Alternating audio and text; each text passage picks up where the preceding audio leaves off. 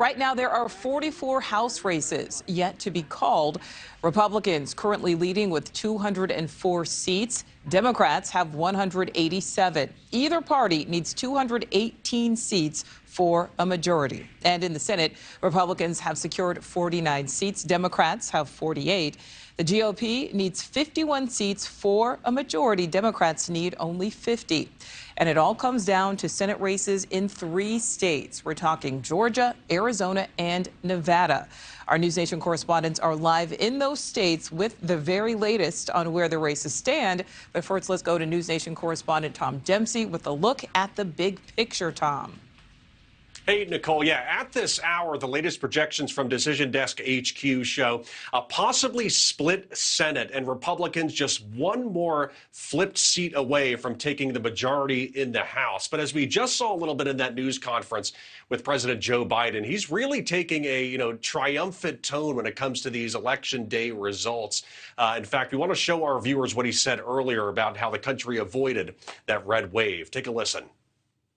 While the press and the pundits are predicting a giant red wave, it didn't happen. Democrats had a strong night, and we lost fewer seats in the House of Representatives than any Democratic president's first midterm election in the last 40 years. And we had the best midterm for governors since 1986.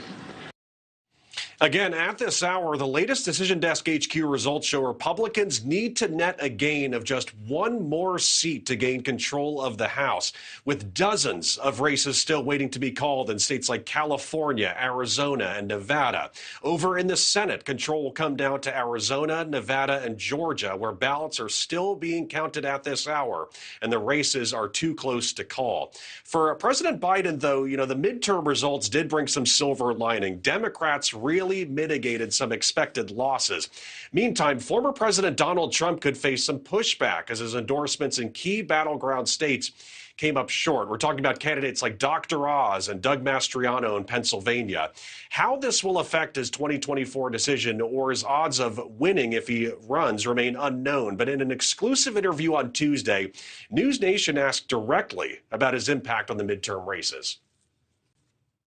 You've endorsed more than 330 candidates this election cycle. Tonight, win or lose, the results for Republicans, how much of that will be because of Donald Trump? Well, I think if they win, I should get all the credit. And if they lose, I should not be blamed at all, okay? But it'll probably be just the opposite. Now, at this hour, 44 House races in total still wait to be called by Decision Desk HQ. Again, just one more flipped seat for Republicans means control of the House for the party. Nicole? Yes, it does. All right, Tom, thank you for that. Thank you for watching. Go to newsnationnow.com to find NewsNation on your television provider. And don't forget to click the red subscribe button below to get more of NewsNation's fact-driven, unbiased coverage.